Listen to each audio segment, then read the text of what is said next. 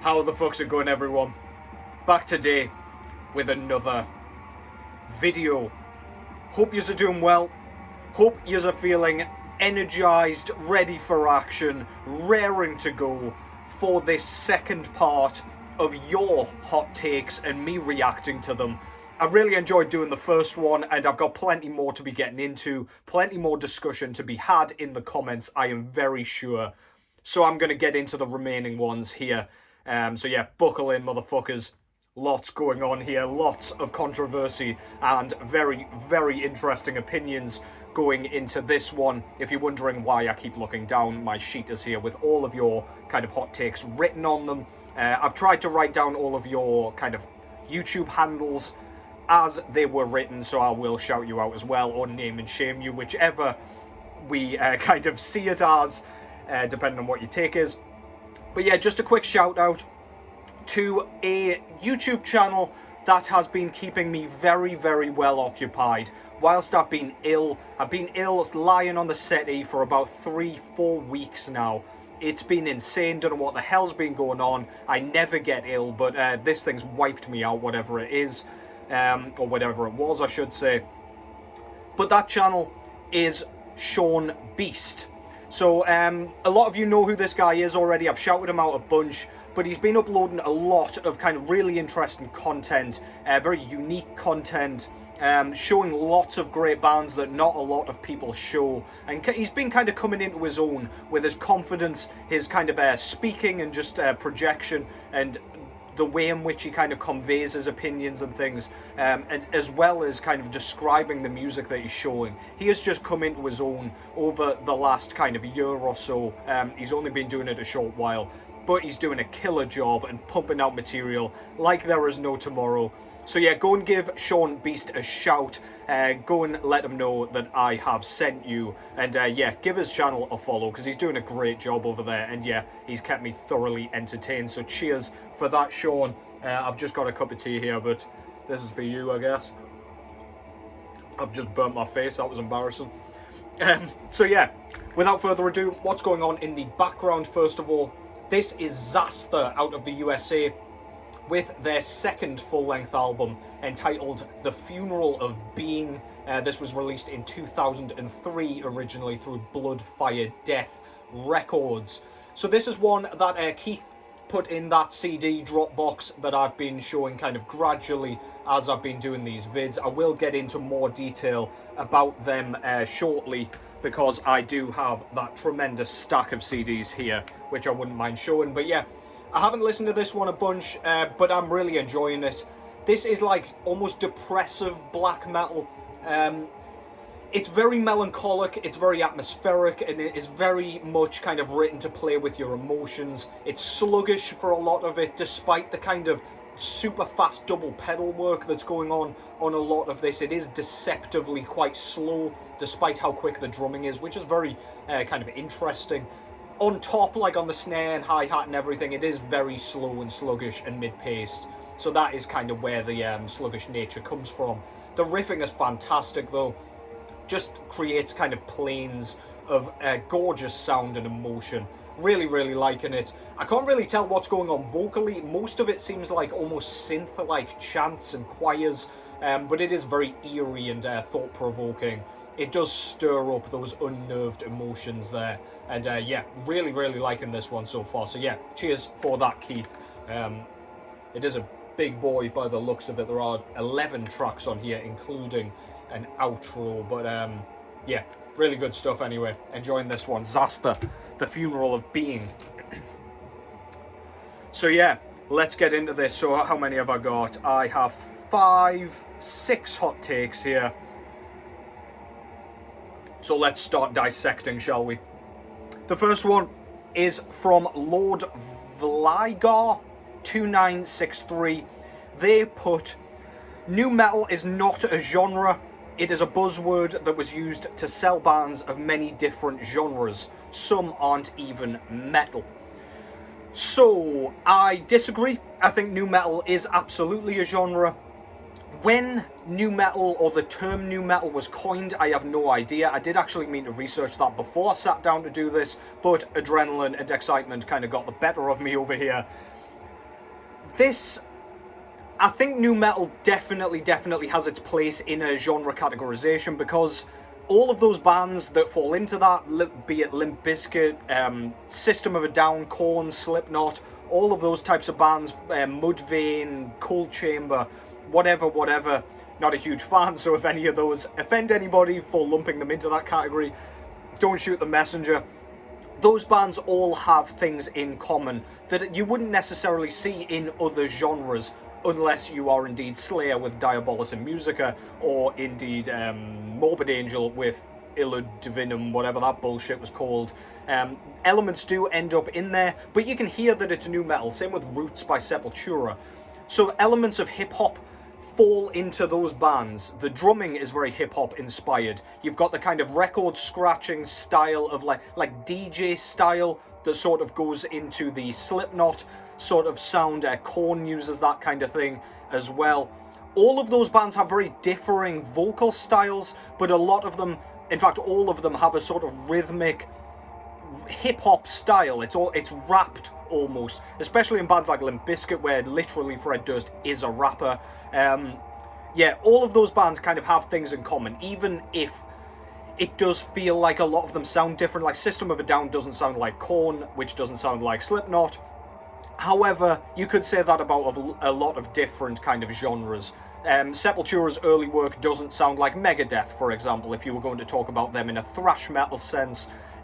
Same with Morbid Saint, if you wanted to chuck that in as well. All of those bands have very different styles, but they're each categorized as thrash metal. I would kind of say that about nu metal, but I would say it is the metal style. It's fairly simplistic, sort of modern metal. It sort of in a similar vein to like Machine Head, I guess, Lamb of God, those types of bands. It's kind of that version of metal mixed with the hip-hop elements, and that is what makes it nu metal, I guess. But yeah, the drumming certainly is a sort of talking point when it comes to those elements. So yeah, I disagree. I think it very much is a genre. Most aren't even metal, or some aren't even metal. I don't really know which bands you're referring to there. I would be interested to know, so if you're watching this, please do let me know. But I would still, much like Sleep Token, as I mentioned in the last vid, I'd still lump them in with metal, but again, in a category all on its own, so that I can avoid it and don't have to listen to it. But yeah, then unfortunately, bands take advantage of what's popular, even if they've got nothing to do with nu metal originally, like Morbid Angel, like Slayer, like indeed Sepultura, and that's when things get muddied.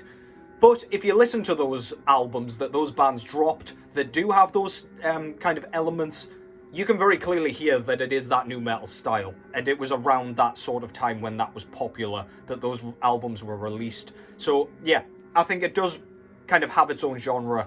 However, whether or not you like it, that's up to you, I guess. So yeah, hopefully that answered that. Let me know what you think about that as well, by the way. I am no expert, of course. Next one is from Zombie Trout. So they wrote, "The Black Album by Metallica sucks, and so does Heartwork by Carcass." So that is basically an opinion. That's absolutely fine. Not a massive hot take either, I wouldn't say.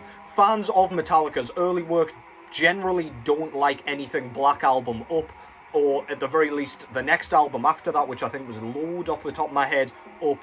And same with Carcass. If you like the kind of gore grind style, or the gore grind style mixed with the death metal that we got on Necroticism, then people generally don't like the Heartwork record that came after. It was much more melodic, much more accessible, and sort of catchier. Very different style to what they were doing. I personally love Heartwork. That was the first Carcass record that I heard personally. And yeah, that's one of those records, much like that Gothenburg style, that got me further into the death metal style, into the harder stuff. So I have nothing bad to say about Heartwork. I think it's a great record, and I do listen to it on occasion still, even though I have kind of gone from Heartwork backwards and enjoyed those records a lot more. Reek of Putrefaction, Symphonies of Sickness, and indeed Necroticism. They are a harder style inherently. However, I still enjoy Heartwork now and again. The Black Album, that's not a huge hot take, because they went more that commercial rock / heavy metal style. Goddamn, spit your words out, boy. Tracks like The Unforgiven and indeed Nothing Else Matters. They're of course written as grandiose rock songs, ballads that you can play in a massive stadium or whatever, big arenas, and you'll get a larger mainstream audience, and that's exactly what happened with them. Whether or not you see it as a sellout or whatever, that's up to you. It's up for debate. However, I don't think they suck. I think they're good records. I quite enjoy the Black Album. If I'm throwing on Metallica, I'd much rather throw on Kill 'Em All, Master of Puppets, Ride the Lightning. However, yeah, I dig it for what it is. So yeah, I guess that's that. Next up, Necrodemoness 666 has written, "Stop whining about Varg. Hating on NSBM 24/7 is cringe. Don't listen to it nor buy it if you don't like it." There is a second part to that, and I will get into that in just a moment. But yeah, I think people like to whinge about Varg because, much like politics, some people just like to talk about, I guess, political issues, controversial topics.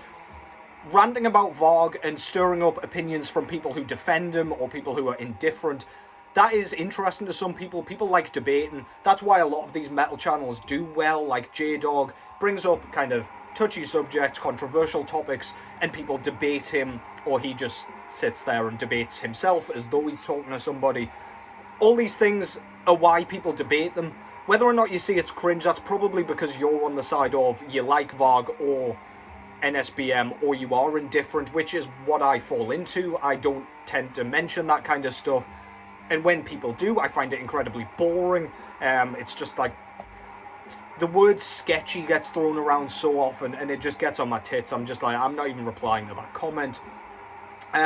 But yeah, that is basically why people do it, because they find the topic interesting, because they have a strong opinion, and political views and political issues are an interest to them. I totally understand that. Like, that's why I like to talk about music, give my opinions on records and bands and whatever, because it stirs up conversation, it makes for an interesting discussion. I like to talk about it, it's my interest, and I guess that's why people do it.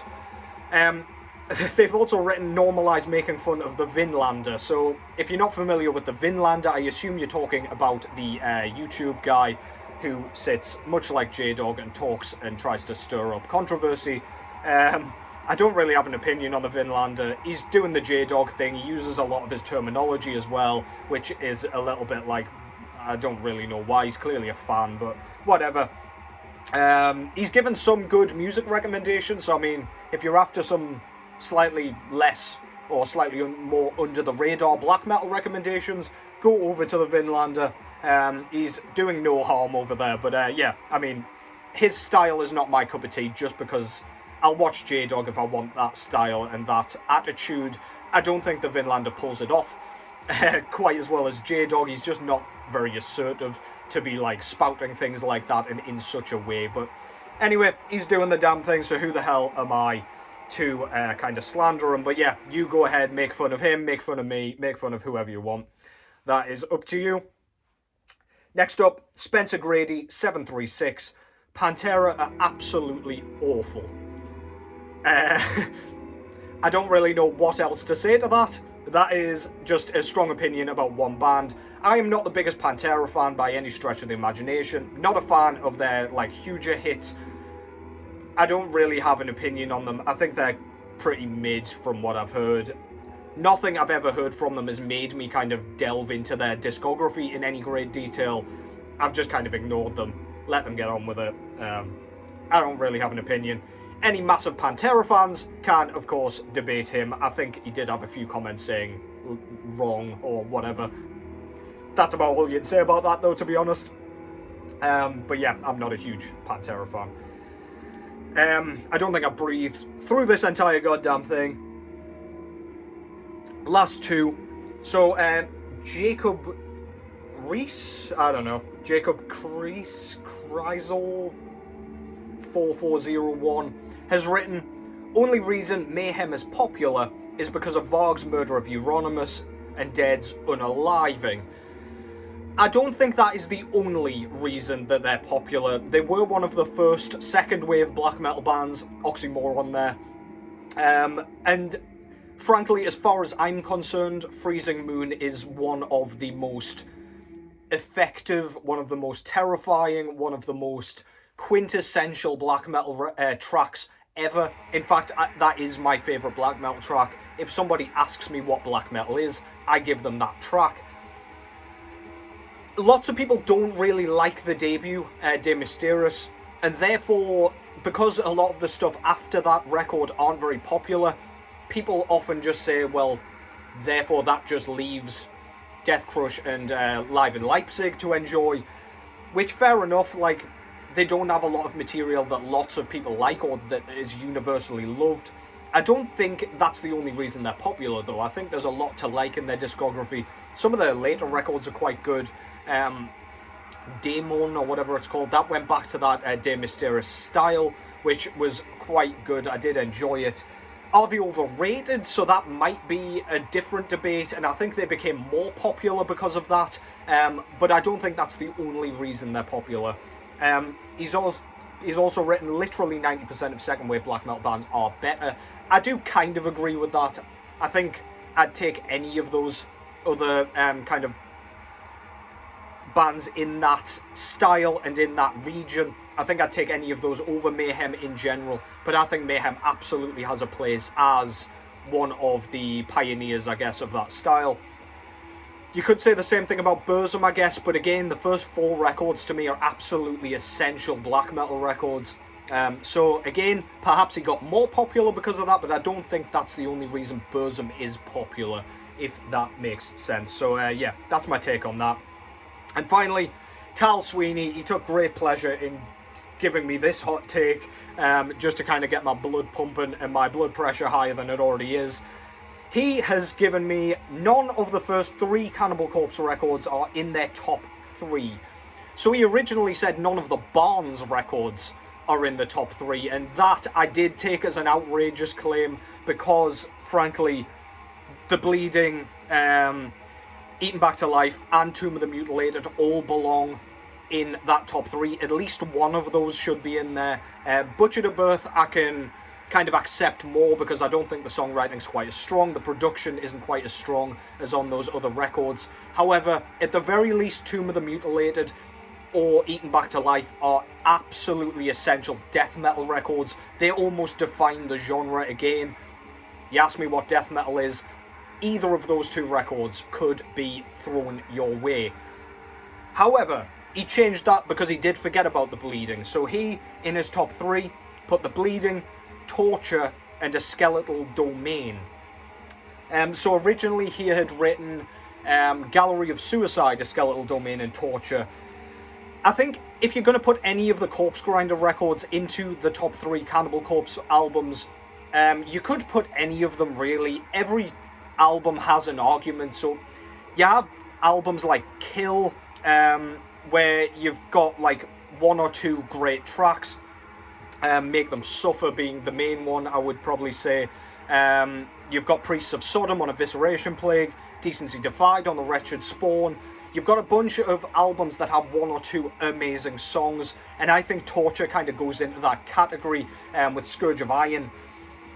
So I would not be putting Torture in there, but I get that's fair enough. There are some fantastic tracks on there for sure.